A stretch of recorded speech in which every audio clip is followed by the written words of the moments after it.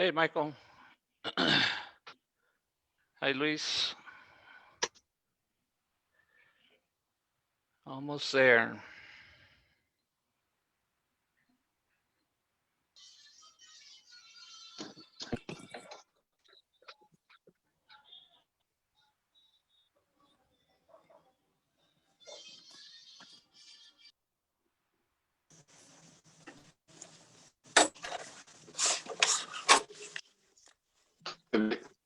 Okay. I I got a really believe, bad connection.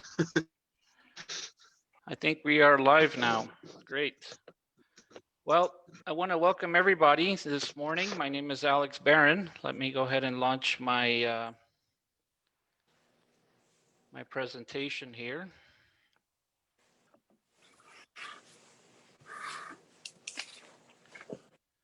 Hopefully everybody can hear me. Hopefully everybody can see my screen.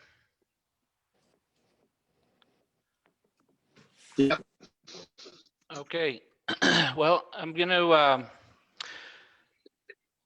just welcome you this morning to this introduction to the investment course on Wall Street investment, stocks, bonds, options, and some introduction to real estate. I'm going to ask you guys, if you don't mind, to mute your line so we don't get any background noise or disruption. So what I'm going to do today is basically walk you through the introduction to this course. I'm going to talk as fast as I can because I've got a lot of material, but essentially my goal is to give you guys an overview of what this class is going to be about. This class, I've been teaching it for about 3 or 4 years now. And essentially, I'm going to show you my method for investing in Wall Street. For those of you who don't know me, again, my name is Alex Barron. I live in El Paso, Texas. I was born and raised here in El Paso. I went to the University of Texas at El Paso, got my undergraduate degree in civil engineering. I then went on to Stanford University and studied a master's and worked on a PhD while I was there. I then started my career at Franklin Templeton in 2001 and was there for 2.5 years. I was assigned to study the home building companies, which I'll tell you more about later. I then went to work at an investment bank called JMP Securities from 2004 to 2007. And then I started my own business with a partner in 2007, advising hedge funds and mutual funds on what was happening in the housing market. Since that time, I decided to launch my own 100% owned business, Housing Research Center, in 2010. I've been writing research for institutional investors on what happens in the housing market. And 4 years ago, I decided to launch my own investment firm, my own hedge fund, Diamond Crest Capital. And we have two funds there. One is called the Diamond Crest Housing Growth Fund. The other one is a Diamond Crest Housing Income Fund. I'm not here to talk much about those today, but my mission in life is to help people achieve financial freedom and financial security through financial education and alternative investment solutions. Besides my Wall Street career history, which I just gave you, I'm a normal guy. I'm a family man. I have my wife. I have 2 kids, got my parents. I love teaching about financial freedom to as many people as I can. I started a course called Financial Freedom a few years back.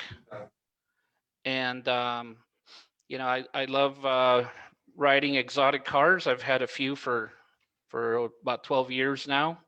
And I also like helping out with charitable causes, that help underprivileged children. So as I mentioned, I'm the CEO and founder of Housing Research Center. We write a lot of research, and today, essentially, what I'm going to walk you through is an overview of how I do my analysis for institutional investors. This is what this class is about. I'm going to show you exactly the methods that I use to invest at Diamond Crest Capital. So in a sense, this course, which is a 12-week course, is going to teach you kind of the guts of how we do things.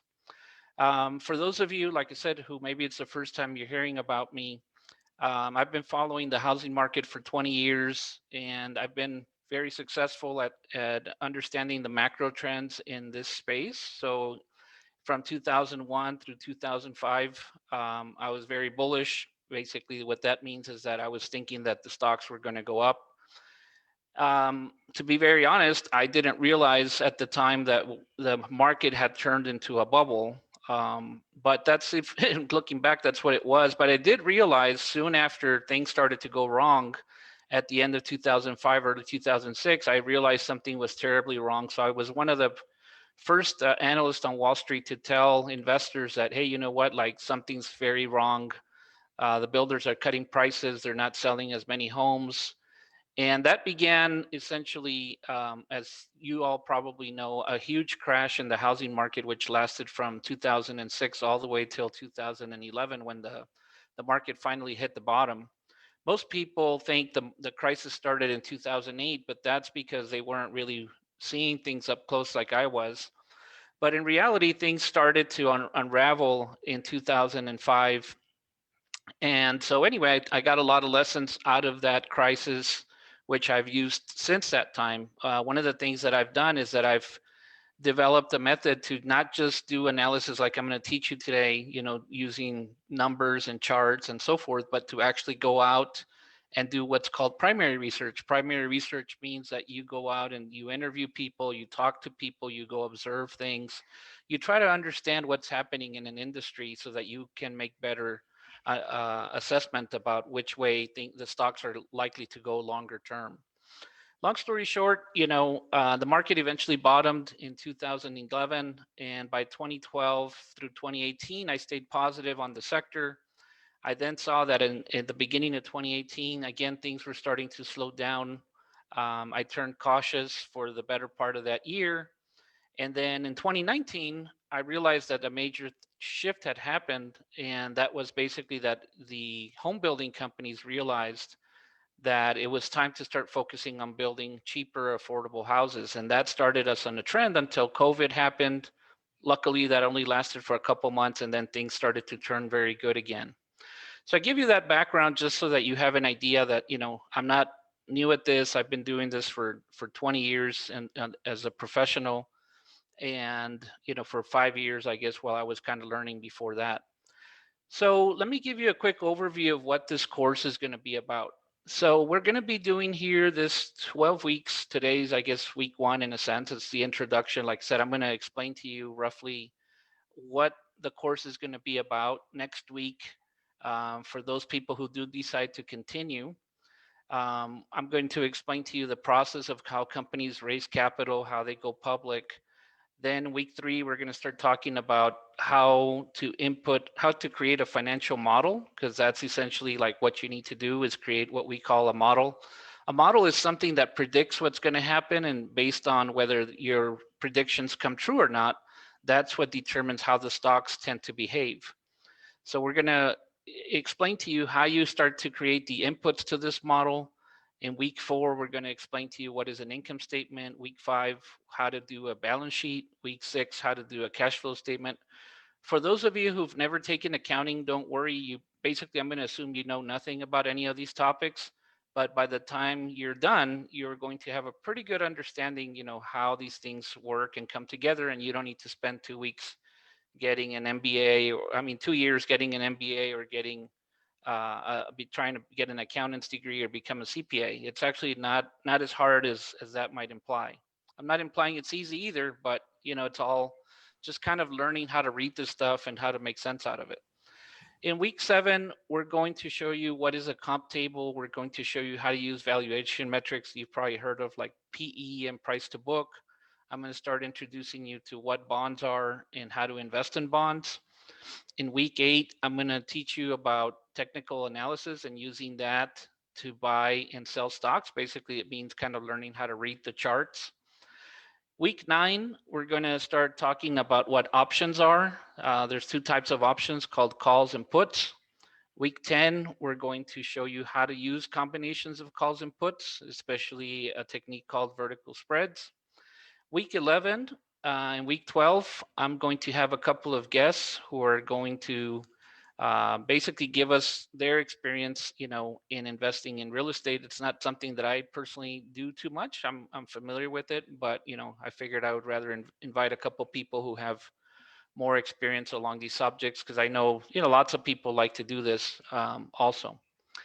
So anyway, let's get started. So what is Wall Street? Everybody's heard of Wall Street. Everybody thinks it's this mystical thing, and this mysterious thing. I mean, I guess it's mysterious for people who've never been in it, but when you kind of boil it down, it's not so crazy, not so hard to understand. So Wall Street is basically, the stock market used to be a physical exchange. It still is to some degree, of lots of people coming together who want to buy and sell parts of a company. Those shares, those parts of a company are called stock, or shares of a company. As you guys probably know, the New York Stock Exchange is the most famous, and it's down in downtown New York. I've been there a few times, and it can get pretty crazy and all that stuff. But lately, because of technology, things have become a lot more electronic. You don't need basically to rely on these people anymore. You can do it from your own computer, from your own cell phone. You can buy and sell stocks now. So let's talk about what is a share. Well, imagine a pie, right? If you cut up the pie into 8 slices or 10 slices or 100 slices, you still have the pie, right? It's the same thing with the company. When a company wants to become public, essentially what they're doing is they're saying, we're going to cut up this pie into a tiny of, several million little slices so that the normal public can afford to buy, a small part of this company. So if you buy a share in Google, Apple, Amazon, Tesla, whatever, you own a tiny little percentage. And what that tiny little percentage does is it entitles you to a share of the profits of that company. Some of the companies actually pay out part of those profits, but the majority don't pay anything out. They just retain the profits, reinvest it so that they can grow, the next year.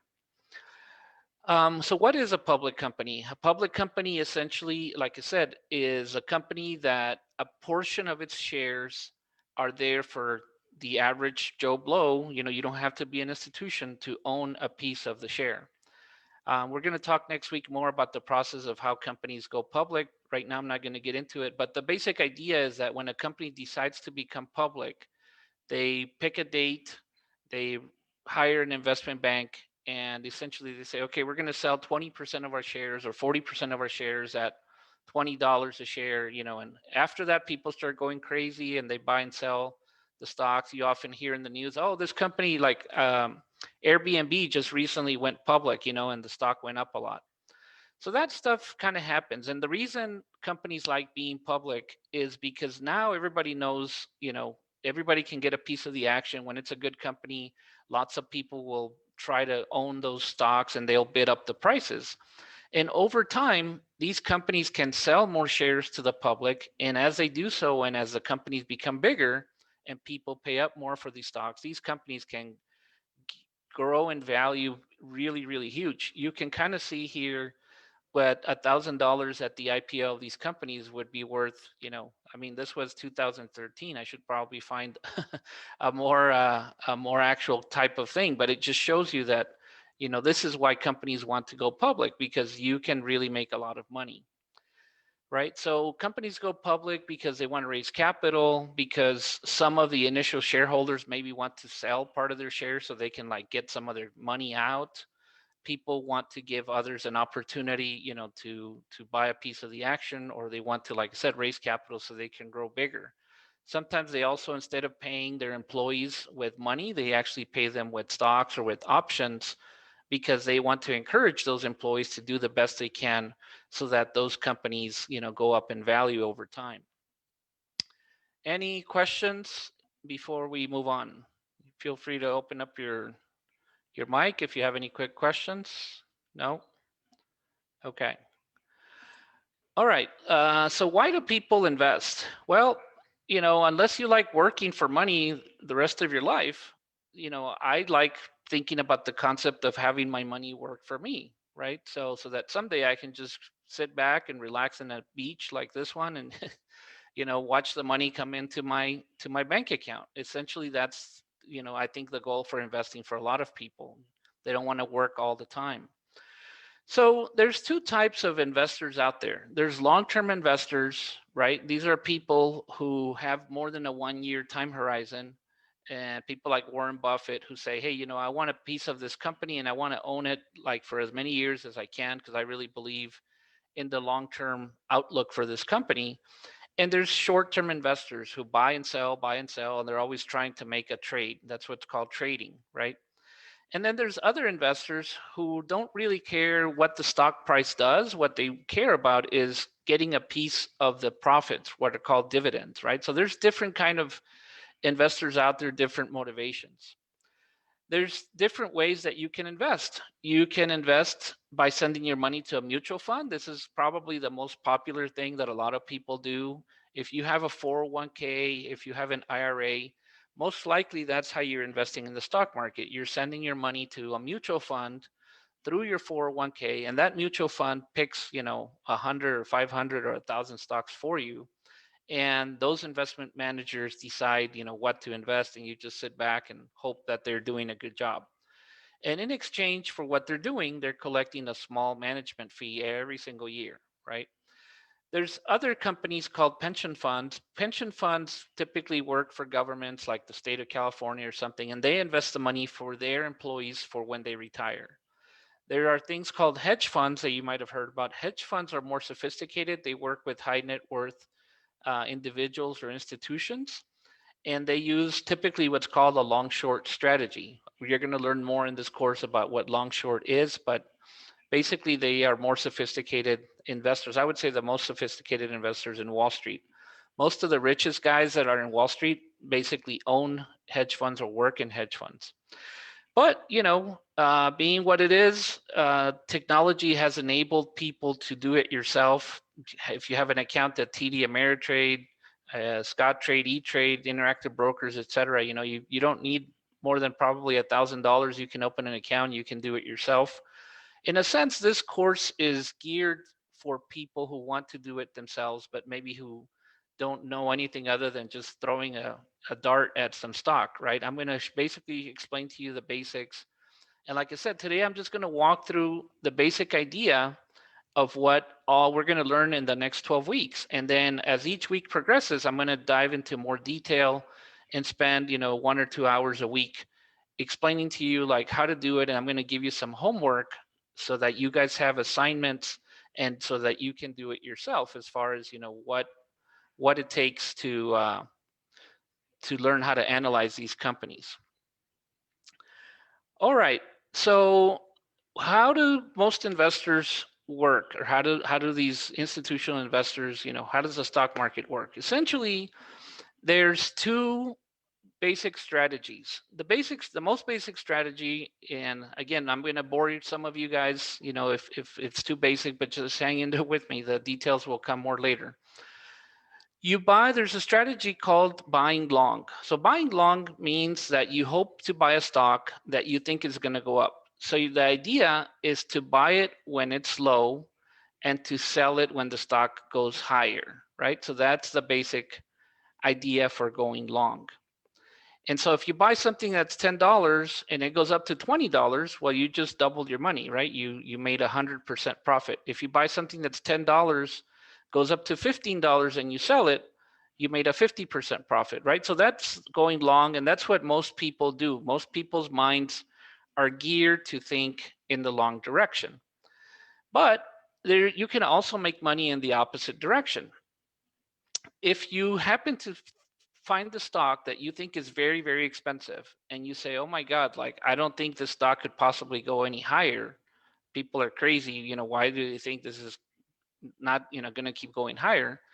You can actually do a strategy called short selling. So short selling means that you borrow somebody's stock, you go to the broker and you say, hey, I'd like to borrow 100 shares of this company that is selling at $20 or whatever. And your prediction is that this stock is going to go down, right? So you tell the broker, look, if you lend me some stock, I will give it back to you later. So you borrow it and they say, okay, fine, here's the stock. You take it and you sell it right now. You get cash, right? So you've got the money, but you also owe the stock, right? So you've got two things in your hands. You you got the cash, you owe the stock. Then you wait, and if the stock goes down, then what happens is, let's say it drops to $10. Well, how much money you got? You sold the stock at 20. When it drops down in value to say 15 or $10, you can go buy the stock for less money, right? So you use the cash, you go buy the stock at a cheaper price, and you return the stock to the broker who lent it to you, and you keep the difference, right? That's what short selling essentially is. So you have to kind of put your hat on and put it backwards so that you can start thinking like a short seller. It's not easy at first for people who are not used to thinking this way, but it can be very profitable. And it's a strategy that has made a lot of people a lot of money, especially like when I showed you that chart before that the housing market was going down from 2006 to 2011. Imagine if you only knew how to invest long. I mean, you'd have to be sitting there waiting for like 5 years, right? Before, and not knowing when to get in, or every time you tried getting in, the stock would just keep going lower, right? So you'd be losing money if you didn't know how to use the short strategy. So mutual funds, that's why a lot of people who only put their money into long only investments like mutual funds, you can be really screwed if basically you get a really bad down market by the time you retire, because those investors don't know how to do anything other than go long. The mutual funds are not allowed to go short. They only go long. The pension funds pretty much only go long. So you have to be really careful, that you don't put all your eggs in that basket of having all your money tied up in the IRA or the 401k. I think it's good to work either with somebody who knows how to do the short strategy, or for you to learn about investments so that you can do it yourself. So basically, at the end of the day, what is investment all about? Investment is, I would say, it's less about technical stuff, which I'm going to teach you the technical. What I'm going to try to help you with is the emotions, right? We all have a mind, we all have a heart, right? The mind is to think, the heart is to feel. The problem with investing is that most people lose money because they do things backwards. What do I mean by backwards? Well, usually when people look at a good opportunity, they don't jump on it. They say, wow, that looks pretty good. And then they think about it. And then tomorrow it goes up. And they're like, wow, it went up. The next day it goes up some more. And they're like, oh my God, it's going up. It's working.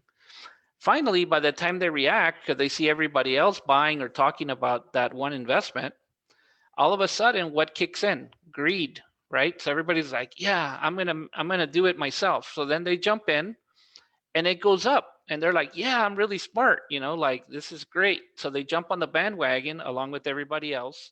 Greed kicks in, and they start throwing more money at this investment, and it keeps going up and up and up for a little while, until eventually there's no more suckers left to buy this investment, right? And the stock or the investment could be cryptos, it could be real estate, it could be gold, it could be anything. It reaches a peak.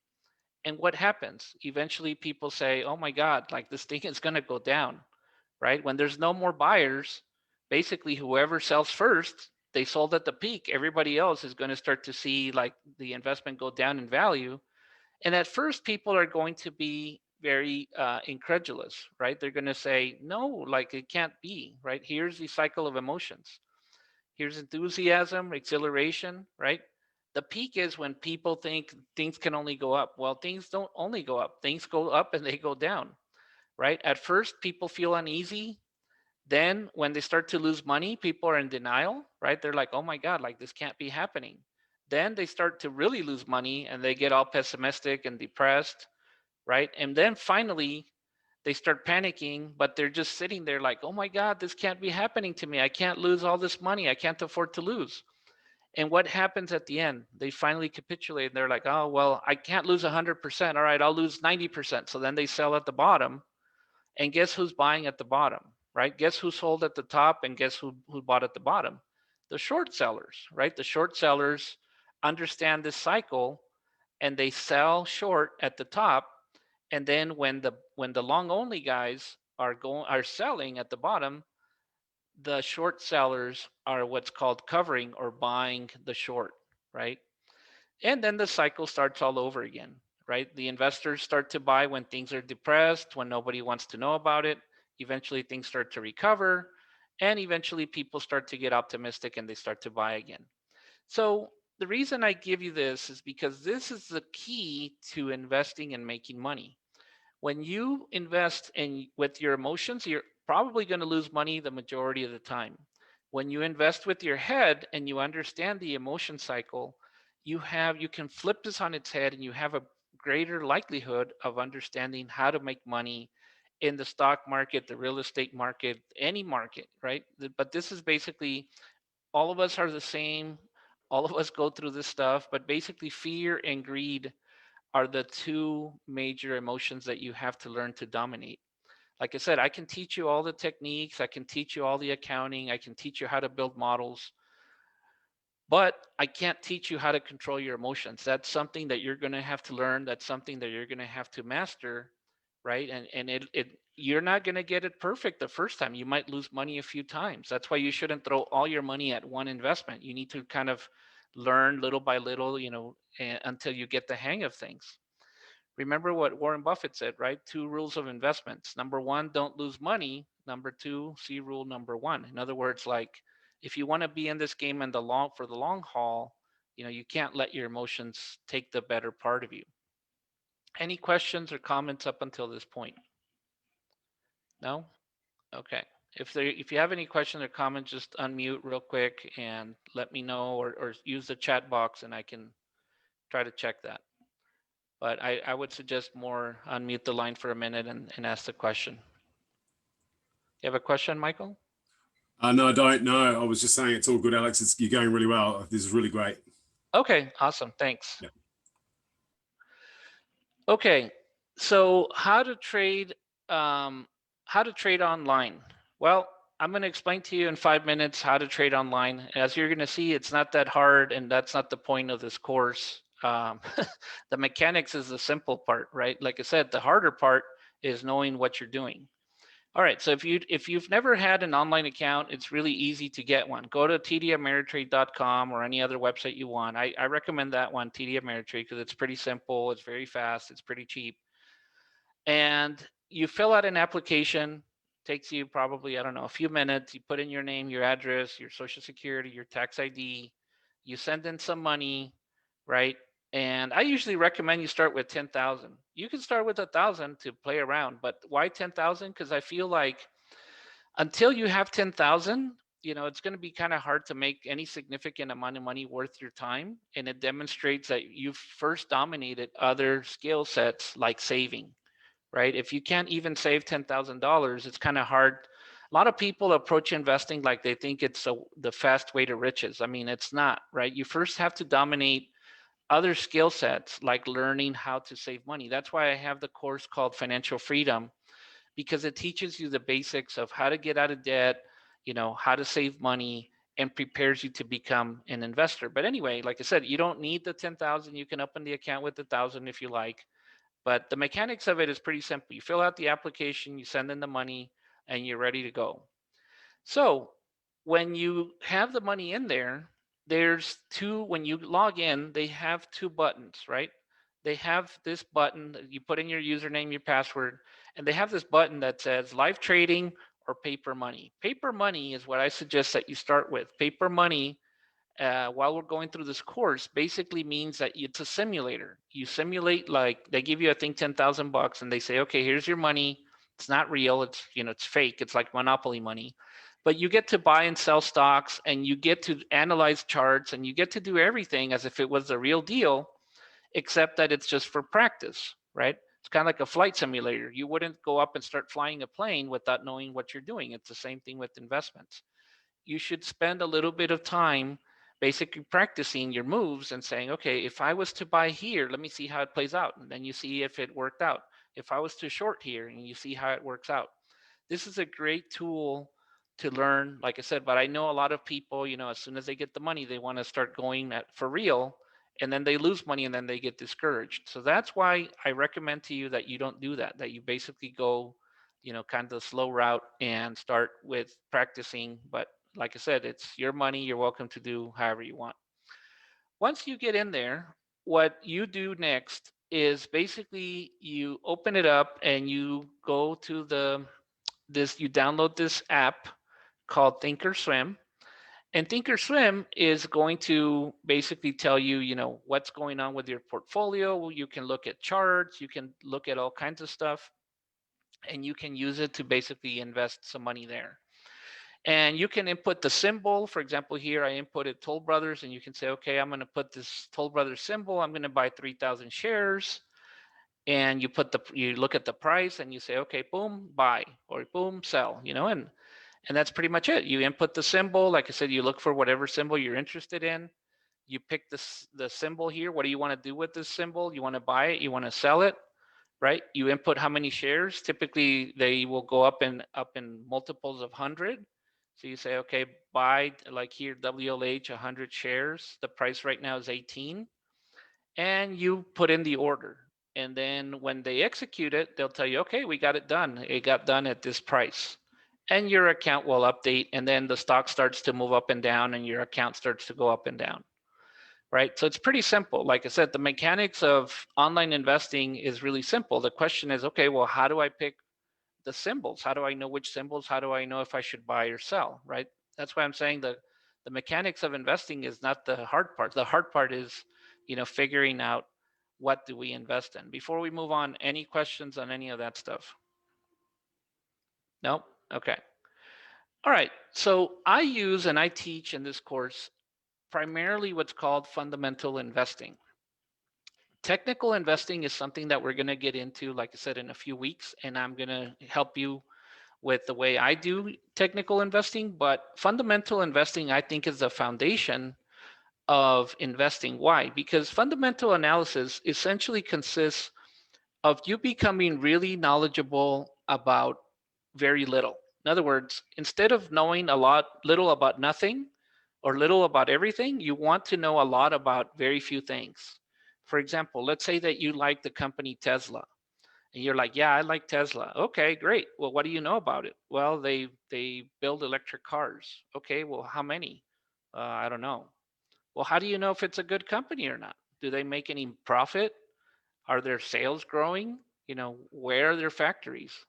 If you can't answer any of those questions, then what you're doing is not investing, right? That's just speculating. It's the same thing as going to Vegas. But when you become interested in a company or in an industry, like I said, I'm an expert in the housing industry. I know everything about that industry, right? I know how many homes are sold pretty much in every state, in every year, every month. I know who the big players are. I know everything about their fundamentals and everything about their financial statements. You just kind of really dig into the details, right? And I'm not telling you it should be one industry or another. I mean, you can pick whatever you want, but what I'm saying is that the more knowledgeable that you are about a particular investment or a particular industry or a particular company, you're going to have an edge over the millions of other people who don't do their homework, who don't do their research. And that's the main basic goal of what I'm going to try to teach you, how that works in this course. So fundamental investing, like I said, is using your knowledge about a particular industry so that you have a pretty good idea what the future is going to look like. You want to kind of have an idea what this company is likely to do 3 months from now, 12 months from now, a year from now, 5 years from now, 10 years from now. You want to know everything and as much as possible, more than anybody else in the world.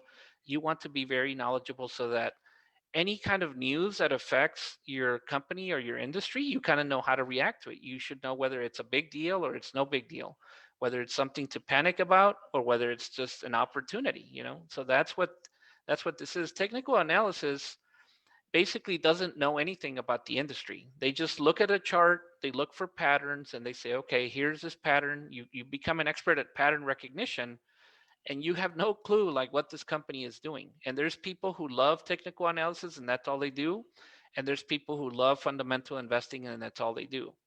Basically, our goal is to teach you part of both so that you can use both. And I think when you know both, it gives you the best result at the end of the day, because now you know what's going on with the company and the industry, but you also can read the sentiment in the charts. At the end of the day, technical analysis is so that it teaches you how to recognize patterns and how to understand where the sentiment, where the emotions are of the majority of the investors. Okay, so in fundamental investing, you need to basically understand how to read or how to understand the three basic financial statements. So there's the income statement, which is used to track the sales and the expenses and the profits or losses of a company. The balance sheet is used to track the assets and the liabilities or debt and equity of the company. And the cash flow statement is used to track where the money goes. Is it going into operations? Is it going into investing? Or is it going into financing? Like I said, if you don't have a background in accounting, don't worry about it. All of this stuff will make sense. I'm going to explain it to you in a way that's fairly basic. And by the time you're done with this course, it's all going to come and make some sense for you. There's a book I recommend if you want to buy it on Amazon called How to Read a Financial Report by this guy, John Tracy. He does diagrams, he puts it in a really simple to understand thing. So what we do is we create what's called a financial model. A financial model is essentially a computer spreadsheet, an Excel spreadsheet that helps us to understand what's happened in the past with a particular company and helps us predict what's going to happen in the future. And I'm going to walk you through the basics of how to build a financial model over the next 12 weeks. I'm going to walk you through step by step. I'm going to give you homework so that you guys basically can build a model and so that everybody's kind of on the same page and so that everybody understands, how this works. But very simplistically, in the first week when we start to build a model, we're going to start to do what are called inputs. So inputs is what drives the model. Basically, it's talking about what does this company do for a living? So for example, in the case of Tesla, well, what do they sell? They sell cars. In the case of Apple, what do they sell? Well, they sell iPhones or iPads, right? In the case of one of these home builders, what do they sell? Well, they sell houses, right? So you have to, for each company that you're studying, you have to understand what is the main driver, what is the main input that's making this company do work what it is, right? We're going to also analyze lots of other what are called ratios, like how fast is this company growing, how profitable is it, how much are they spending on employees and overhead, how much are they paying in taxes, stuff like that. So, you know, every single company that is public has a section on their website called the Investor Relations website. The Investor Relations website is there to inform the public, the investors in this company, everything about this company. If you go inside, the SEC, which is the government arm that regulates Wall Street, they basically require all these companies to have what's called annual reports, to have press releases, to have these reports called 10Q and 10K. That's where they store conference calls, and that's where they have all the news related to this company. You're going to learn, like I said, more about that. We're not going to get into it right this minute. I'm just, like I said, giving you an overview of all the things that I'm going to teach you. When you have these press releases and these reports, I'm going to show you how to read them. And basically, we're going to start to create a model, and we're going to start with the inputs, and then after the inputs we're going to start with the income statement. In the income statement, you're going to find that most of the companies have a pretty common structure. They have revenues, costs, profit. SG&A means sales, general, administrative expenses, other expenses, tax rate, net income. At the end of the day, the two most important things that Wall Street cares about is the first one and the last one. Everybody wants to know what are the revenues or what are the sales of a company, and everybody wants to know what is the profit per share. EPS stands for earnings per share. That's what everybody wants to know. So once we start to input this stuff into our computer models, we are going to be able to extract, lots of other information, such as, how profitable is this company? For every dollar that they sell, what percentage of that is the gross profit? What percentage of that goes to pay employees? What percentage of those revenues, basically become the net profit of the company? We also are going to study how fast is this company growing? Just because a company this year made $100 million of profit doesn't mean that next year it's going to make the same amount of money. Either it's going to make a lot more, or it's going to make, a lot less. So, like I said, I'm giving you a little bit more detail about what we're going to be doing, but we're going to be basically going and building out maybe 2 or 3 years worth of a model so that you can kind of see some historical perspective of how this company's been doing. And we're going to basically build out a model for the last, at least 3 years. Once we have that model, we then start analyzing the numbers and we try to find relationships. All of these, it's kind of like, imagine if you're studying a family tree, right? You say, okay, well, here's the father, here's the mother. Oh, okay, these are the sons. Okay, these two guys are connected to this one. It's the same thing with the financial models, right? Once you have the costs and once you have the revenues, you can create the gross profit. Once you have the gross profit, and then you can create the gross margin. Once you have the SG&A, then you can create the SG&A ratio. So like basically you start to derive other numbers based on the stuff that's in there, right? And the reason that we want to do that is because we want to understand if a company, for example, typically spends 10% of its sales on overhead and employees, and it's been doing that for the last 3 years, what do you think is going to happen next year? Well, most likely they're going to spend 10% of whatever sales they do next year on the same thing, right? So every year, companies tend to behave similar to how they've behaved in the past. So that's why we want to study the past so that we can basically predict the future, right? We want to understand the inputs of the company so that we can understand the outputs. And that's basically the goal of what we're going to try to do.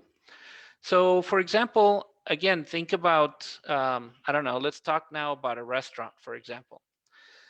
In a restaurant, if you've ever seen a chain restaurant, what do? You see that once they get a successful store, then they start to open another one, another part of town. Then they open up a few more. Then they enter into new markets, right? Then they enter into new cities.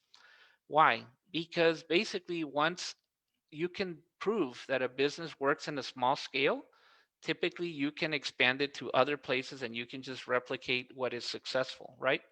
So if you want to understand how to predict the inputs in the future for a company, well, we have to understand what is the main thing that they are doing, right? What are the units? What are the prices? What are the ratios? And what's been the growth rate in the past? What's likely to be the growth rate in the future? Again, I might be giving you too many details, but I'm just kind of giving you an understanding of what we're going to spend for each of these pages. We're basically going to spend 2 hours. That's why we have 12 weeks. I wish I could just teach you how to invest in 1 hour, but right now I'm basically just spending this time explaining to you why it takes 12 weeks to kind of go through all this stuff. So anyway, hopefully that gives you an idea what fundamental investing and what building a financial model entails. Any questions up until this point? No? Okay, so let's continue. When we do the balance sheet is basically the scorecard of the company. In this balance sheet, what it's going to tell us is, what are the assets of the company? What are the liabilities of the company? Assets are essentially all the things that are of value to investors, like how much cash does it have? How much inventory does it have? How many, you know, real estate sites or stores does it have? How much equipment does it have? On the liability side, basically we're asking the question, how much money does this company owe? Do they have any debt? Do they owe any money to employees or to some vendors? The equity tells you how much money did the investors put in, right? And what is the share of their profits? And so that's what that tells you. And again, what we're going to do is I'm going to explain to you, the purpose of a balance sheet, why it's there, why we need to model it using the 10Ks and the 10Qs. There's those words again, why we need to go back a few years so that essentially we can forecast what the balance sheet is going to look like in the future. When you understand the balance sheet, you understand when it's a good opportunity to buy a company, when might be a good opportunity to sell the company, because you understand, what its book value is, and that's kind of the point. You also start to see that there's a relationship between the income statement and the balance sheet. These two things are interrelated, and we need to understand, what the relationships are between one and the other, because that is how we predict the future. And as I've tried to explain, investing in a company is all about predicting the future, understanding the future, because at the end of the day, remember what I said about emotions. You want to invest with confidence, and the way you invest with confidence is by understanding, what's happening with the model. We also, if you are interested in investing in bonds, you also want to understand what's called a debt maturity schedule. So the debt maturity schedule means that all of these companies typically owe money to different investors, but that money is due at different points in time. Some money maybe is due in a year, some money is owed in 5 years, some money they owe it 30 years from now. So you want to look at that sort of schedule to see, when do they owe money to who, and you can invest in that debt. That's what the bonds are. So, like I said, the goal is to understand how strong of a company this is. What would happen in case there's like a bad recession? Can this company last very long? What happens if they find a lot of growth opportunities? Can this company take advantage of that? So that's why we want to study the balance sheet. And like I said, we're going to spend, one full day just understanding this concept of the balance sheet. Any questions on that? No? Okay. Let's go to the next one. So the cash flow statement is the last of the third statements. And here, essentially, what we're going to do is we are going to understand where is the money going, right? There's three places where the money can go. It can go into operations, which basically means the day-to-day, buying and selling of inventory and stuff like that.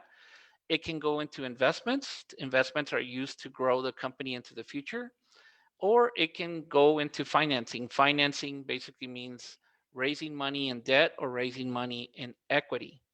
And again, these three financial statements are all interrelated. I'm going to explain to you, using arrows and charts and examples, how these things are interconnected so that you can see, what's going on.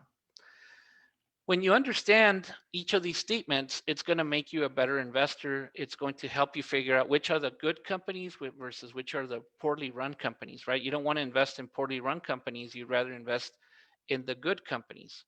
And so essentially that's what we're going to do. We're going to look at, what investments the companies are making. We're going to look at, how are they funding those investments? Are they using debt or are they using equity and stuff like that? The most important thing, any questions before we go to the next one? When you finish building the model, which is going to take us about 4 weeks to get to that point, we're going to then go to the most important and interesting section, which is valuation. So valuation is what tells you, is it time to buy or is it time to sell, right? Everything we've been doing up until this point is just preparation. Preparation for what? Preparation for figuring out, is this a good opportunity? So what we're going to do is we're going to create ratios such as something called the PE ratio. PE ratio means that you take the current stock price and you divide it by the earnings that you think the company is going to make next year. Or you take the price of the stock and you divide it by its current book value. Book value, we determine it using the balance sheet, as I explained. When you have the PE or the price to book, there's other metrics, but these two are, I think, the most popular on Wall Street. When you have these two metrics, it gives you, if you have a range, right, and you say, okay, the PE typically goes from 5 to 15. Well, if you know that that's the range, 5 to 15, right, when the stock is trading at 5, what does that tell you? It's telling you it's a good opportunity to buy it. When it's at 6, it's still a good opportunity to buy. It's not quite at the very bottom, but it's still pretty good. But if you find the stock that's selling at, let's say, 14 times earnings, it has a PE of 14, and you know that the range is 5 to 15, what do you know? Well, you know it's probably too late to buy it, but maybe it's a good opportunity to start getting ready to sell it or to short it, right? So by knowing the PE and the price to book, you can understand when is a good opportunity to buy, when is a good opportunity to sell using the fundamental investing. So that's why we are going to get into this, because using fundamentals without ever looking at the chart, you could understand if it's a good opportunity to buy or if it's a good opportunity to sell. The majority of the time, the PE and the price to book tend to stay within a certain range. But every now and then, the stocks can go outside of that range, outside of the standard deviation. And that is when there's a real opportunity to do something. Those are the best opportunities on the market when things are outside of the norm. It either tells you it's a great opportunity to buy, it's a great opportunity to sell. But what do you think usually happens when things are way out of the norm? That's when your emotions kick in and they tell you to do the opposite, right? When things are super cheap, that's when you should be buying. But what do people think? Oh my God, maybe it's going to keep going lower. So people have fear and they don't buy. Or vice versa. When things are super expensive, right? Instead of selling, what happens? The greed kicks in and people say, well, what if it goes a little higher? Right? So the trick is to stay away or not do the wrong thing at the extremes, but actually take advantage of, other people's emotions. You want to do the opposite. That's what's called being a contrarian investor. A comp table is something that helps us compare. That's where the name comp comes from. It helps us compare various companies. Let's say, for example, what I do, I'm going to see if I can show you an example here so you can kind of see what I'm talking about. Let me go ahead and bring up an example so you can kind of start to see a bit more what I'm talking about. All right. Comp table. Okay, so this is like the comp table that I use for the companies that I analyze.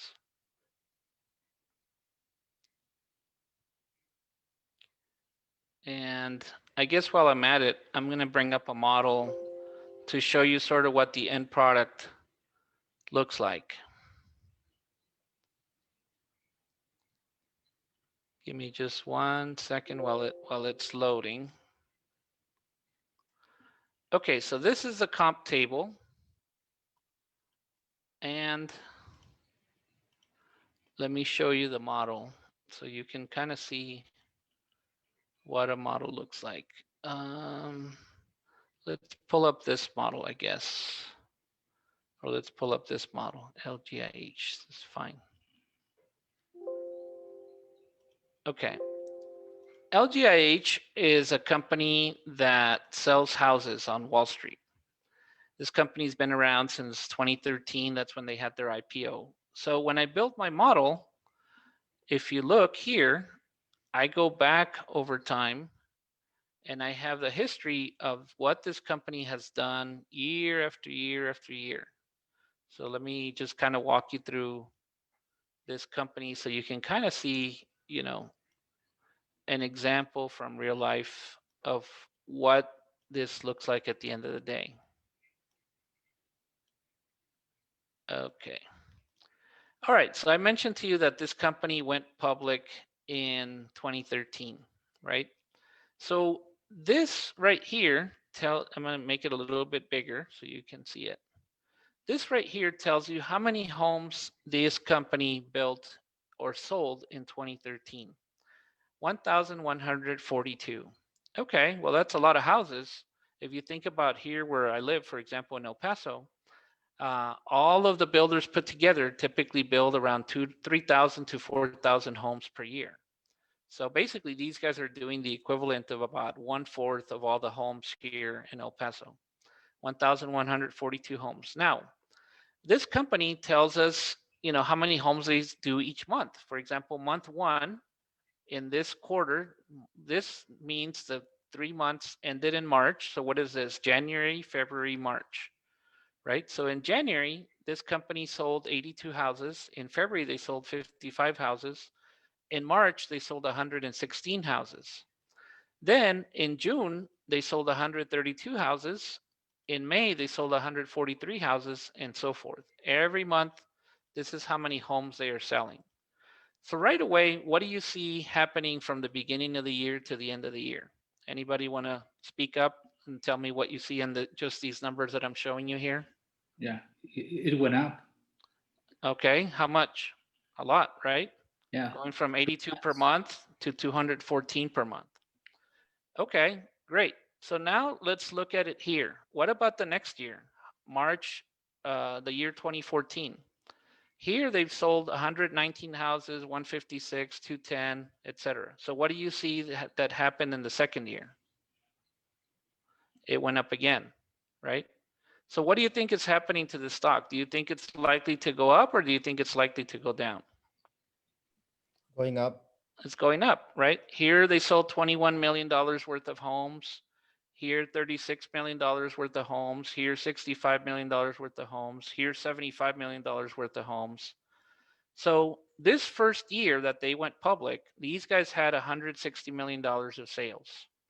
This year, they sold $383 million worth of sales. What about the next year? How many homes did they sell that year? Well, they doubled the profit or revenue. 3,400. Yep. Now they almost doubled the revenue. Now let's keep going. 2015, 2016. So what do you think has been happening? I haven't shown you the stock price, but what do you think has been happening to the stock price of these guys all along? Most Going likely up. going up, right? If you only knew the stocks, if you only knew the stock chart without knowing these numbers, how would you know if it's good or buy a good company to buy or not? You wouldn't. You wouldn't, right? So then you look at this stuff and you say, okay, man, the next year, what happened again to these guys? They grew another what? 50%, They're just right? going 30% year after year after year. Year after year. What about 2018? Well, Same. not quite 50%, but they still kept going, right? It's What about 300 2019? Easy. What's that? 300 per year, every year. Consistent. Every year, right? What about this year, 2020? They haven't reported the final numbers yet, right? Because right now the year just ended. But they just told us they did, look at this chart. They did 434 at the beginning of the year. Look at how many they sold in the month of December that just passed. 1,630 homes. That's a new record, right? So what do you think is going to happen next year before I show you what my prediction is? The stock's gonna keep going up. 2.5K. Think it's probably gonna go down because you hit the peak, and probably you're gonna start to see a straight line in the market, and probably start going down a little bit. Well, we'll see, but I'm betting that they're going to do about 12,500 homes next year. Wow. All right. Yes, So they have continuous growth, not just, it wasn't random, like they just moved, like, or they just increased because right. last year. So there's been continuous growth every quarter without non-stopping. I mean, this might be a record, but they're gonna continue, that growth is gonna continue according to this. Yes. Now, I just showed you only the home sales, right? Now, let me show you the prices. When they started, the typical house they used to sell was $142,000, right? So for the full year, the full price was $140,000. What about the next year? 162,000. So not only were they selling more houses, but what were they doing to the price of each house? Increasing, Going up. What about the next year? kept increasing. 185. What about the next year? Yeah, it's not going down. What about the next year? And the next year? And the next year? And the next year? Yep. Right? So both things are going up. The revenues are going up, the units are going up, the prices are going up. Now, what do we do with this information? Now, let me just show you real quick, why is this happening? So the reason this is happening, as one of you correctly pointed out, they're growing every single year. Now, let's break it down now by market. When these guys started, they only used to be in Texas, right? In Texas, they only did very few homes. But what happened the following year? They expanded they had success in Texas. First, they started in Houston, and then within Houston, they moved to other cities in Houston, Austin, San Antonio, Dallas. Once they got the hang of what they were doing, they said, okay, let's go to Southwest. What's in the Southwest? Which cities are in the Southwest? Phoenix, Arizona, right? What cities are in Florida? Orlando, Tampa. What Yeah, cities are in the Southeast? You know, for example, North Carolina.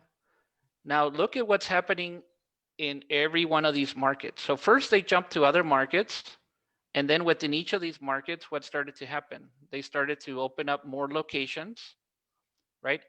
This right here tells you how many, if you guys have ever gone to buy a house, you know that you go to a neighborhood, right? For example, here, for those of you who are from El Paso, you could buy a house in the Northeast, you could buy a house in the West Side, you could buy a house in the Lower Valley, you could buy a house on the East Side, right? So this tells you how many different locations or communities these guys are selling out of. So for example, back in 2014, they only used to have 2 locations in Florida, 17 locations in Texas. Well, what happened by the next year? You can kind of see that they're starting to grow the number of locations everywhere. And the next year, even more locations in each of these markets, right? And they also started entering new markets, 1 market, 2 markets, 3 markets, 4 locations. What happened over time with these guys? Why were they growing so consistently every quarter, every single year? Because they're expanding the number of locations and the number of states where they are building, right? So if you look at it, this company didn't grow by chance. This company had a strategy of, hey, you know what? We're going to start to expand to more and more cities, more and more states, more and more locations. And even within each of those cities, we're going to open up in different parts of the city, like our houses, so that people can buy them. Now, when you see these locations, does the sales make more sense? It makes more sense, right? Now, let me show you the income statement, what this looks like. Let me make it a little bit bigger. Okay, so if we go to the income statement for these guys, here I'm going to show you what we do. Why do we bother to study the history? Why do we bother to do all these models, and all this stuff? Why am I showing you all this before I show you about charts and stuff? I'm going to show you the charts here in a bit. Don't worry about it. All right, so what happens here is basically look at the year 2012 before these guys went IPO.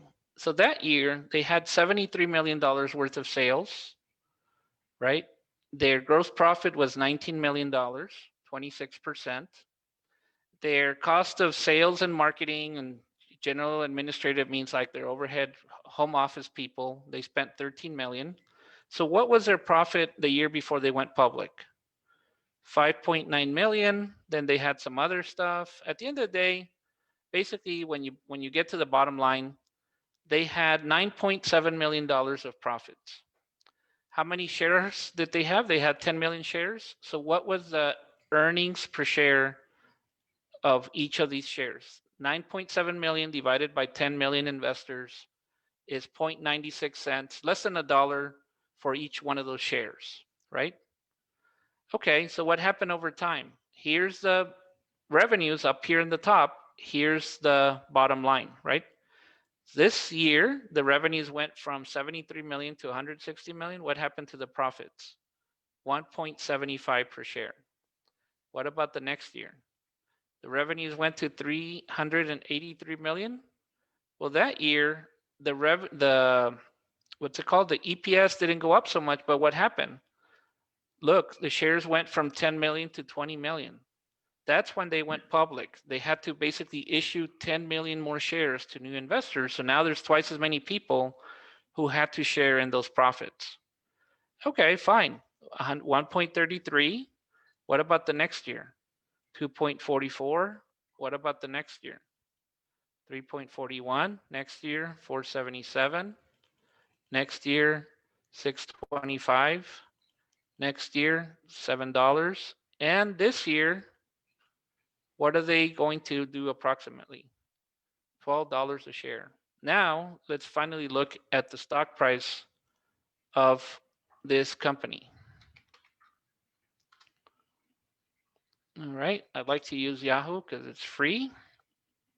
You can use anything else that you want. But let's look at Yahoo, this symbol LGIH, LGI Homes.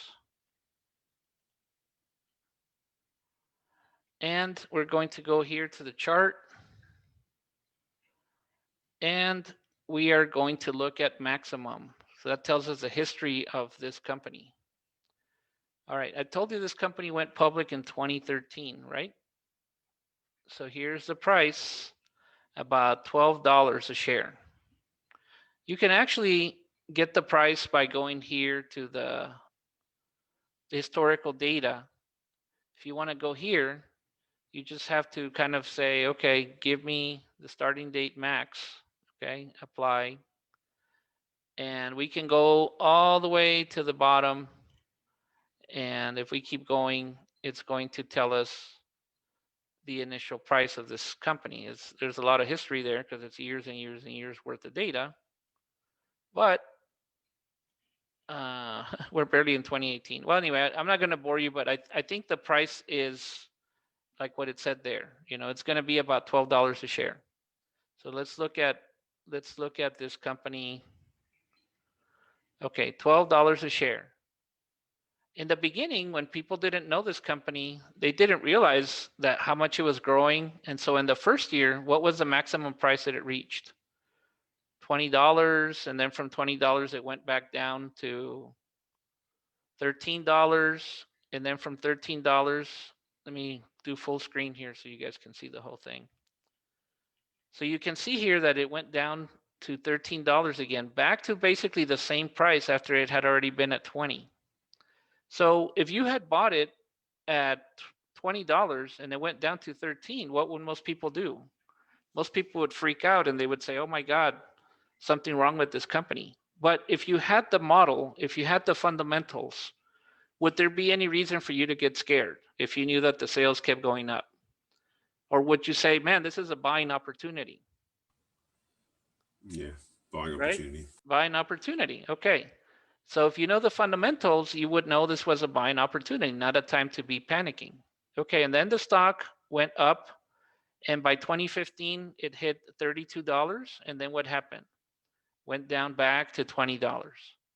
Then went Down back again. up, down again. Then went to 38, back down to 28. Then it shot up a lot, $77. Then all the way down to $37. But as I showed you in the fundamentals, did their fundamentals ever go down? Did their fundamentals ever show signs of weakness? No. So each of these downturns was a buying opportunity if you knew what you're doing. So let's look at how high the stock has gotten recently. $127 basically. And what just happened this week? Where did the stock end here? You see it here? 97. How much did it fall on Friday, yesterday? $7. Why? Remember how many homes I just told you that they sold in the last month of December? What did I tell you guys? They sold 1,630 homes, the most ever of any of the previous years.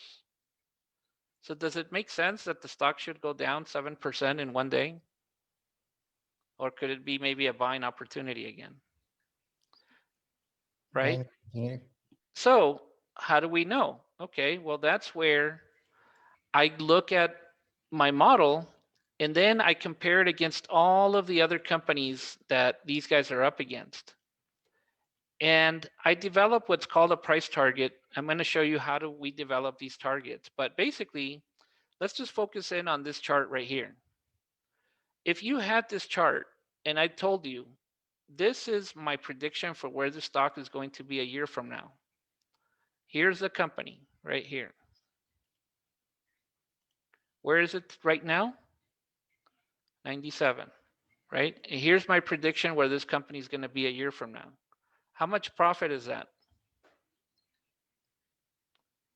84%. Would you like to buy something that is probably going to be up 84% a year from now? Yes, please. Yes. Now, if you had these 20 choices and all you knew was this, if you trusted what I'm doing, which of these looks like the most attractive opportunity?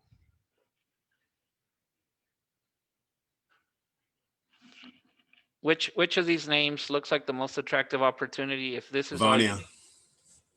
No. Which one? Oh, this one? Yep. Why? because it's telling you it has the most potential upside.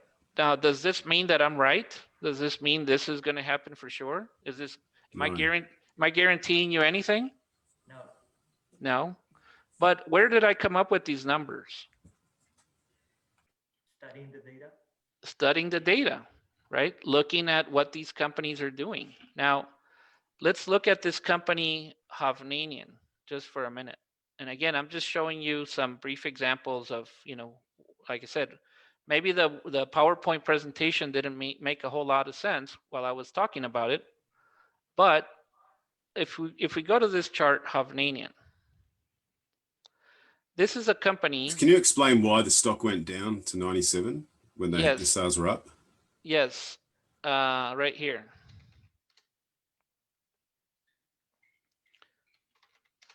So, oops, wrong one. LGIH. Okay, so basically what happened was these guys put out the news on right here 3 days ago. They put out the news and they said LGI Homes announces record December, fourth quarter, blah, blah, blah. So then they said LGI Homes today announced an all-time record for the home closings during the single month, so you can read the whole thing, but basically they said everything was great, everything was wonderful. This was the reason why people freaked out. They said, based on what we're seeing right now, we expect full year 2021 to be between 9,200 and 9,800. Now, what did I say that I think they're going to do next year? Remember what I said over here? 12,000. But what did the company say? 10 at the most. The company said they're going to do 9,200 to 9,800. So if you believe them, first of all, you have to understand their history. Do they ever tell you the real numbers? Well, if you knew these guys and most of these other companies, they never tell you the real numbers. They always want to be conservative so that they can surprise and do something higher, right? They're very certain they can do this, but they want to leave some upside in case they can do better. Whereas my analysis is telling you what I think is the more realistic idea of what they're really going to do. Now, what would happen if they did 9,200 sales? If the worst case scenario happened, what would happen to their track record of growing? It will flatten. Yeah, it will start to go down, right? If this number was 9,200, then this becomes minus 1%. So that would be the first year in their whole history that they would be down. But you have to kind of look at them and say, did these guys ever tell me the truth? Well, let's look at it. I have a history here of what they said, for example, for the latest year. So let's look at this. Because you have to kind of also realize that all these guys are humans, right? They can't predict the future either. But they also have to try to be careful. Okay, so what did they say at the beginning of the year? On January 6th, this was before coronavirus, what did they say? 8,400 to 9,400. Then when coronavirus happened, they freaked out a little bit, so then they lowered their range. Then they increased their range. And where did they actually come in? Where they originally stated. Where they originally stated, but they did have a bit of a slowdown. So if you look at these months, this compares year over year, right? They were growing really fast. You can see the year over year growth rate. And then when coronavirus started, they did have a few months where they kind of slipped. But now they're kind of saying, hey, we're growing again. So to me, when they say, hey, we're going to do, 90, whatever they just said, 9,200 to 9,800, I think they're just being conservative. Now, time will tell. Maybe I'm wrong. Maybe they're right. Maybe the market's right to be a little bit scared. But given everything that I do in my research, given everything that I know, given 20 years of experience doing this, I don't believe them. I think they're going to do way better than they're saying. Now, let me just give you another tidbit of information. Let's look at another of their competitors. Another of their competitors also put out some news this week. And they said, let's see what they said. Right here. Okay, so what did these guys say? They said, I don't know if you can see it, but let me try to highlight it for you. They said their orders increased what percentage? I don't know if you guys can see it. 72%. 72%. Do you think a company that is growing 72% is a good company or a bad company? Good. Now, if these guys, again, it's a different competitor, but if they're growing 72%, right, in the whole the last 3 months, and this company, how much did they grow 3 months ago? 78%. They haven't told us this number yet. But if one of their competitors grew 70, what did I just say? 72%. Maybe I'm wrong. Maybe they didn't do 3,000 sales. Maybe they did, I don't know, 4,000 sales. Let's see. That's too much. Maybe they did 3,500 sales. Maybe they did 3,600 sales. We won't know. We'll find out eventually when they tell us the answer. But if they did 3,600 sales, right, and they keep doing, let's just even say they did 3,000 sales, fine. If they did 3,000 sales for the next, going forward every quarter, how much is 3,000 sales times 4? 12,000. So is my estimate of 12,500 reasonable or unreasonable? Reasonable. Reasonable. Okay. So if they do that, what is it possible that they might do in profits next year? 17. Now, these companies usually tend to trade, the stock price usually tends to be a multiple of their earnings. So that's where the PE comes in. So PE means I study where I think the earnings are going to be. I use the historical multiple and I multiply the multiple. So let's say, just for simplicity, let's say I told you these stocks are about 10 times whatever earnings they do for the year. So what is 10 times $7? 70. What is 10 times $12? 123. Okay, and what is 10 times $17? 172. Okay, so 123. What was the maximum price these guys achieved? It was What like was the- 125, no? What did they achieve just a few weeks ago? Let me see. 125, I think. 125, right. I think you're right. So if they achieved 126, Yeah, there you go. right, where do you think the stock's going to be a year from now? Based on what everything I've told you. 172. Okay. So what is my price target for these guys? 179. So is it pretty close to what I told you? Yep. Do you think it's reasonable this stock could be up 80% a year from now? Based on everything I've explained to you right now. Possible. Yes. Possible. Yeah. Is How do it, you, is it how do you- guaranteed? I want to see the guarantee, Alex. It's not guaranteed, right? Everything can change. But like I said, this is where this whole analysis helps you. Sorry, Levy, you had a question? Yeah, because I believe this is part of what you call the technical portion of the analysis. And you still have the fundamental piece or the other piece where you actually go and interview what they're doing and what can happen physically. And you get into details like, for instance, in this sort of business, to go tell them, hey, if you want to build these more houses, you have to buy all of this equipment, you have to get all of this. Can you physically do that and enter that in your equation to actually come up with what's going to happen next year, or everything is just based on numbers of what you've seen 5 years ago? Well, obviously they've never done this before, right? They've never built 12,000 houses in their history. I mean, it's the first time they would do that. So, but I don't I don't know for a fact if they can do it. All I can know is their history to say, well, it seems like in the past, these guys have a system in place that they know how to build houses in one location. They know how to build houses in 100 locations. So why wouldn't I have the faith that they could expand to another 20 locations by the end of the year? And they just need to replicate their systems and everything they've been doing.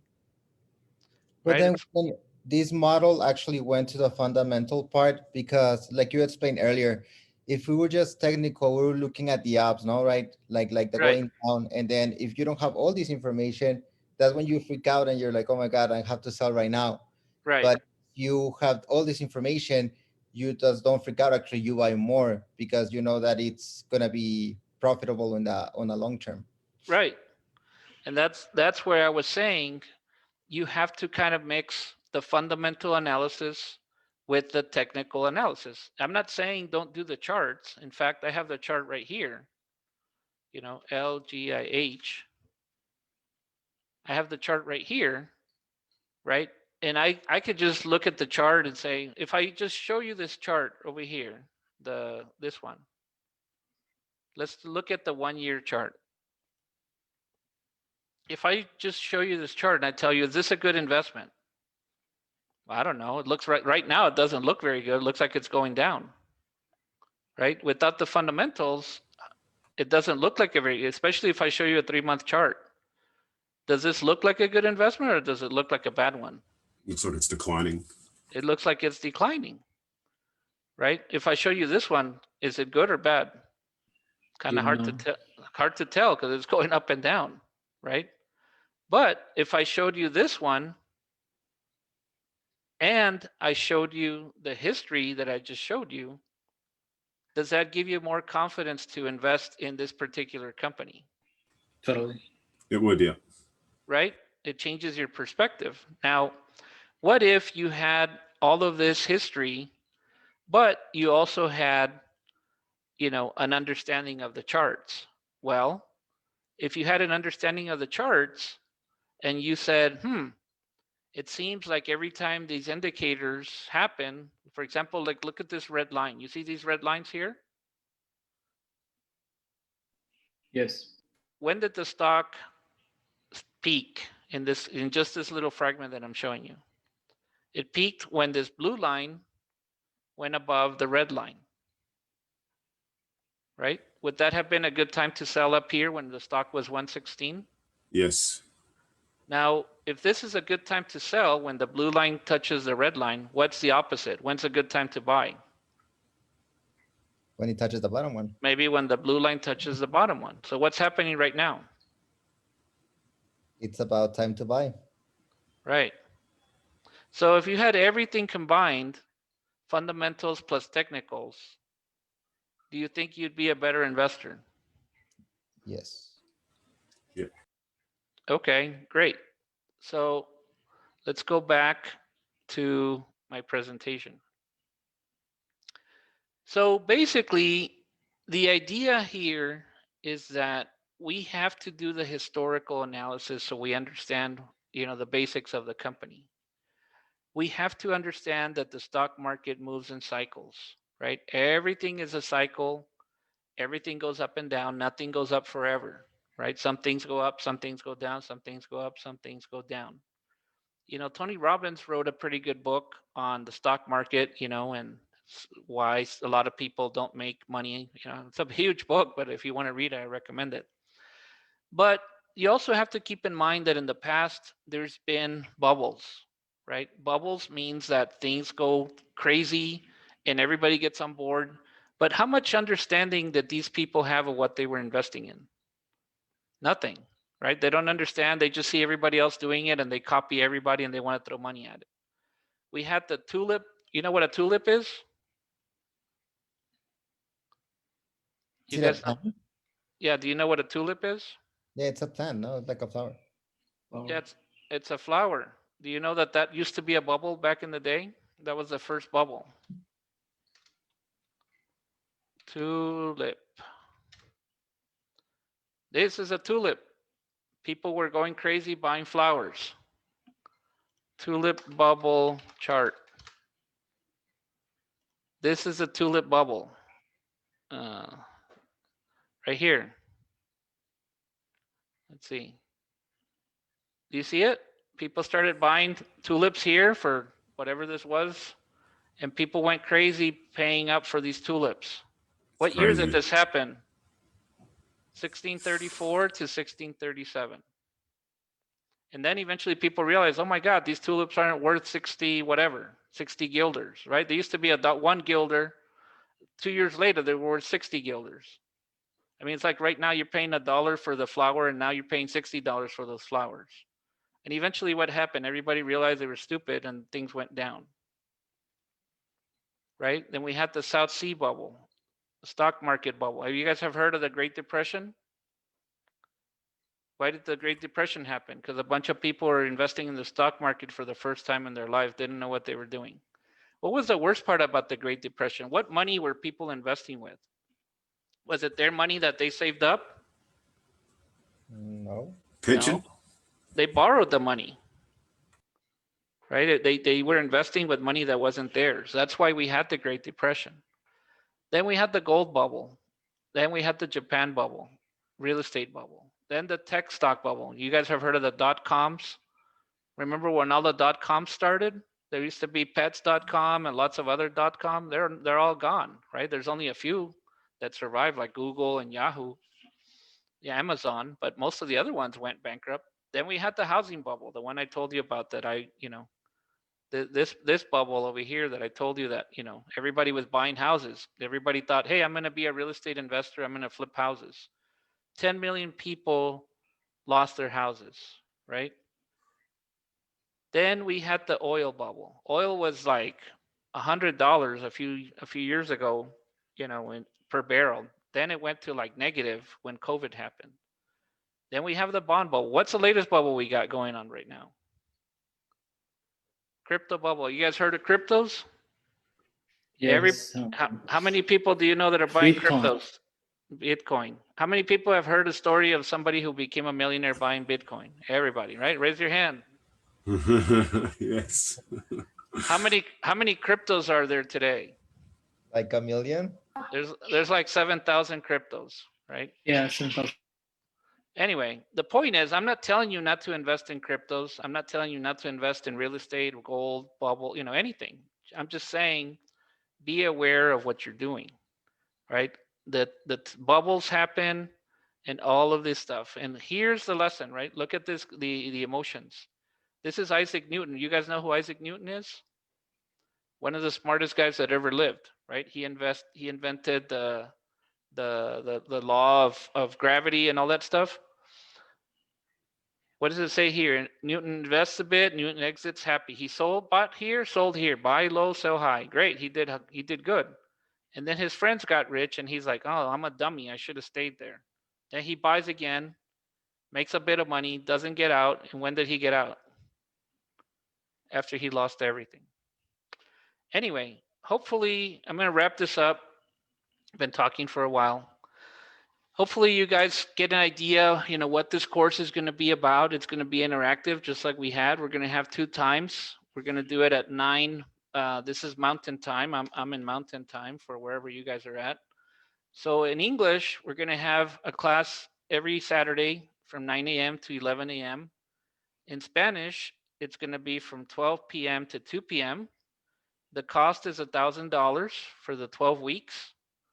Or if you need payment plan, we have a payment plan 3 months times $400 a month. You're going to get access to all the PDFs of everything I'm going to share. All these classes are going to be recorded and you're going to be able to see the replay on your iPhone, on your phone, on your computer, whatever, for a year. The classes are going to be from January 16 to March 27, right? And if $1,000 seems high, then find a friend and split the cost with him. You can split the cost with another friend of yours. If you're a repeat, if you already took this class with me a year ago, there's a discount for you. So, ask me about it or ask Anna about it. And if you guys want to sign up, here's the link. I'm going to share this link. I'm going to share this information, Anna's information, to the chat so you guys have it. And then I'm going to share the payout, so you guys can sign up. Let me just stop the share for a minute and put it here in the chat and as information. And I'm going to copy and paste the place where you can sign up. Let's see here. There we go. All right. Any questions, guys, about anything we discussed, anything that you saw, you feel like this could be value added to you? Any doubts, anything you want to ask?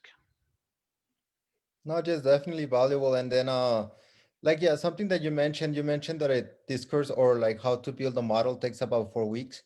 So is that like how long does it take per each company you want to analyze, or is just like that's gonna be a base model where we can carry information from different ones and we can analyze different things at a time? Yeah, so if my point is to teach you how to build one model. Once you build one model, you can copy that and basically replace the numbers for a different company, right? Once you know how to do one, it's kind of like learning how to ride one bicycle or learning how to drive one car. You know how to drive lots of other ones. But there's also going to be an opportunity for those of you at the end of who take the class. If you don't want to do all of this work and you say, okay, I understand, but I don't have the time, or I don't want to do all this work myself, you're going to have an opportunity to sign up to the research, my models, my charts, my reports at the end of the class. But in order for you to be able to access all that information, you have to first understand, what it is, how it works, how it's built, so that you can make the most use of it. We have some guys here, like Cesar, who you guys can see there. He's taken the class before, and he's made a lot of money, in the last year since he's done that. Maybe Cesar can share for a minute, how he's used the report since he took it. Can you hear me? Yeah.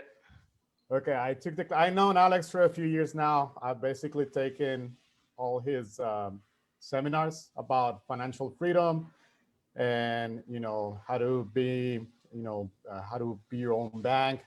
And then last year I took his investment seminar, and I started my account right after we finished with the classes. I was in my mind, like I had an idea. I wanted to invest about $1,000 a month. And I did that. So far I invested about $21,000. And of course, and if you allow me, I wanna share my screen, Alex. I don't know if you can give me a chance to. Yeah, let me, go ahead. You can share it now. So basically what I did, and I took the seminar. I started like I'm gonna apologize for the noise. I'm at work. I have a dog grooming business, and what you hear is the sound of the dryers and the dogs and stuff. But basically, what I did after taking the seminar, I started back in November 2019. I did my I started with $1,600, and then my idea was to like put and buy stocks like every month about $1,000. And then so by the time that I was 3-4 months into the after opening my account, you know I I decided to, this is like after, like if you see here, like this is like around when the pandemic started, like in March. So by this time I had invested like $7,000, and then when everything came down, that's when I did the most of my investments. Like instead of like everybody was running out and selling. So to me, after taking Alex's class, I was buying stock with a discount. So if you keep that in mind, I never got out. Like I never got out. Instead of like running out like everybody else, that's the time to go in. So I was investing. So I ended up investing from May to like from March to I think it was July or October, like an additional $15,000. You can see here by the time that I was like 1 year into my account, I had doubled my money. This is not typical, and I've taken this is my second year taking classes. I've taken Alex's seminar. I've taken other classes. I read a ton of books about investments, and of course with the reports that I get from Alex, it's a huge advantage to know what I'm doing. So like right now, if I show you my account, it has gone down from, like you can see here at the end of December, went up to like 42,000. My maximum that I've been to is like 45,000. I was thinking about maybe like selling the stock, but then I see the reports and I just want to hold my position. And so right now what happened is like, the prices of like, I'm usually investing a lot in Hovnanian, Beazer Homes, MHO, a lot of the ones that I can, potentially have the most profit in the long run. And my account has gone down from 45 to like right now to like 38,000. So in theory, I've lost $7,000 from my maximum point, but then I haven't gotten out. Instead, I've been buying more because I know that everybody's selling. The sentiment of the market is like, they don't know what's going to happen with the COVID. But then to me, when the price goes down, it's a buying opportunity, just like Alex said. And all these things I learned with Alex. Like this is a lot of like, I have the confidence that, of course, I put in $21,000 into this. I already basically doubled my money in less than a year. We're in a year. And this is all based on what I've learned with Alex. And, of course, I've continued educating myself. I invest a lot of time in educating myself because I want to do the right way.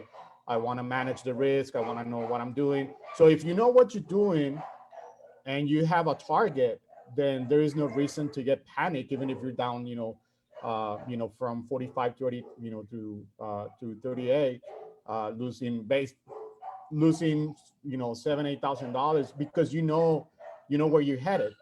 And you know what you're doing, and you do like I do. Like I get Alex's like reports and everything, but I do my own analysis, and not because I'm doubting what Alex is doing.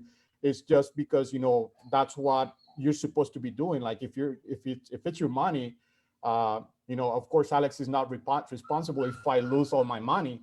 It comes down to myself. Like I gotta be, I have to know what I'm doing if I'm gonna put my money. Like I don't want to lose money. Nobody wants to lose money, but then if you don't know what you're doing, then there's a big chance that you're gonna lose money. So you gotta keep in mind that my results are not typical. But then I once called Ameritrade because I had a problem with my account, and the guy who answered the phone like was looking at my account, and he said, "Oh my God, you're doing so well." And I said, "Oh well, you know what? I get these reports and stuff like that." And he kind of laughed and he said, "Well, don't think it's always gonna be like this." And I said, "Well, I'm pretty sure that it's always gonna be kind of like this." So just to give you, if you're doubting that you're like in myself, I was ready to invest like in the market, but I didn't have like the tools to do it. If you're thinking that maybe $1,000 is a lot of money, it might be. But then if you know what you're doing, and then having the opportunity just to talk to Alex, he's been doing this for over 20 years. So just that, and what you're gonna learn in this class has no price. It's priceless. $1,000 is a gift. If you pay $1,000 for this, it's a gift. And then if you learn what he's gonna teach us, it has no price. And you can put a price to something like this because you're gonna get a lot of tools. You're gonna understand what you're doing. Of course, you're gonna get into like also, looking at the technical analysis and understanding, not because you want to base your investments in technical analysis, but then it gives you a chance to understand. Like it gives you the whole view of what the market is feeling at that moment, and it gives you so you can go to sleep. Like basically, you can go to sleep at night knowing that you were down, and then everything. Like there's no guarantee, like Alex said, but then what your target is, and then you have all the information, so you know exactly what you're doing. You can sleep at night with no issues if you invested money and then you're losing some of it, and then so you don't freak out. You know where you're going, and you have all the tools to, to support that. It's not guaranteed, but then there's a good chance that you're gonna do fine, just fine, without having to worry about your money, like always constantly in the back of your mind. That, oh my God, today the stock went down, whatever, like 7, 8, 10%. And it happened, it happened during the pandemic. Like we saw, if you go, let me show you. This is Hovnanian. Of course, if you look at the at Alex's comp table, there's a reason I have my most money in Hovnanian, because I understand there's a good chance that Hovnanian, is gonna go up. It's doing, it's doing a lot better than in the past. But there was a time when Hovnanian, when we were taking this class, and this is just an example, back in 2019, when we were taking the class in July and August with Alex, he told us about this company. And back then, it was July, I believe. It was like $8, $9, something like that, $10.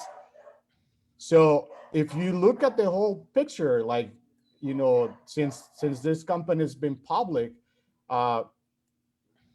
you have the opportunity to buy into a stock that once was worth, I think, like $300 at some point.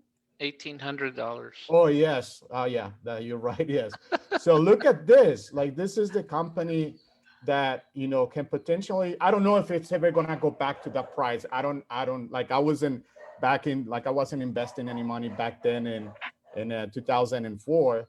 But then this is this is the history of the company. Like, is it ever gonna go back to this price? I don't know, but I know, and I trust Alex, what he's doing, and with all the reports and stuff like that. And I said I can see this stock potentially going from this price of right now. How do I go back? Okay, hold on. I'm trying to go back to. I think it's $31 or something at the moment. What Yeah, is it? It's 31, but yeah, it hit a low of like 250 or something after the pandemic. And Wow. that's when and you gotta understand, when I started buying, I was, with the money that I had, I was able to buy maybe a couple hundred stocks, but I've been growing with it. So, with this stock and other stocks, I've never lost money. And I've sold, when Alex says, it's time to buy, it's time to sell. I do my own analysis, and then of course I trust what Alex's reports and everything, and then you make a decision. Basically, you make an informed decision. That's what I'm trying to get at. Like, that's basically the what I'm trying to get across Bottom is line. the bottom line is that you make an informed decision. You know what you're doing, and you can see the lines. I also do technical analysis, and it just helps me understand what the sentiment of the market is at the moment, and what potentially can happen. So if I'm looking at a chart and I'm looking at Alex's reports, like, I can tell, this is potentially like undervalued. It's time to buy. And that's when I, if I'm still investing like about $1,000 a month. So like, if I can buy more stock, like, this is a good time to buy, or this is a good time to sell some of it, or like, and I'm in it now. Like, I'm not gonna, I don't, because you can make money. Like, you see these lines. I've done this since like November last year. Like, basically I set up, like, I moved a lot of the lines. I've deleted a lot of them. And then this is basically what I've done. Like, you buy, like, I started buying, I think, November. So I bought it like right here. And then what happened here, it reached this point, it didn't, like, next few days, it didn't pass that price, and I sold it. And then I waited. I could have shorted if I wanted, but then I'm not a short guy. Like, because you're going to learn with Alex's class, shorting a stock, it's dangerous. And because there is no limit to how much money you can lose. Basically, I buy low, I sell high, I wait, a couple of weeks, and then, I get this confirmation, and then I start buying again, and then I wait until it goes high again, and then I sell.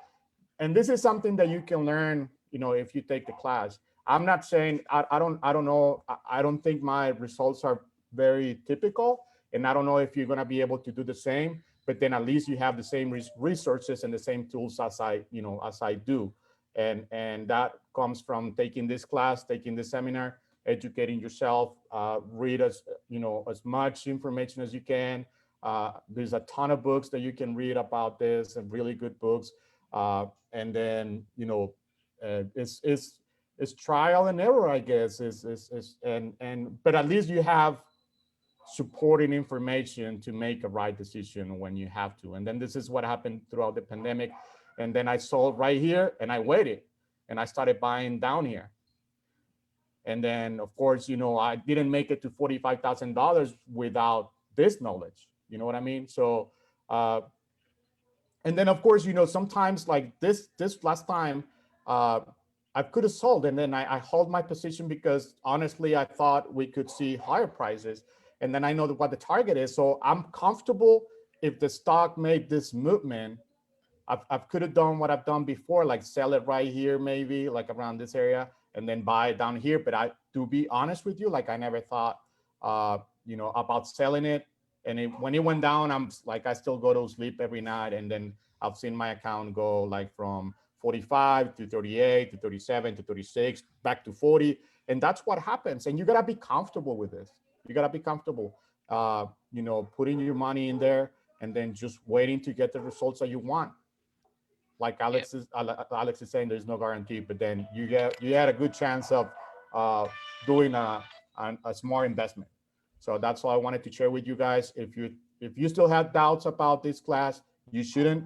Like it's a really good. Like I think that like this is what they should be teaching you at school whenever you take a business class.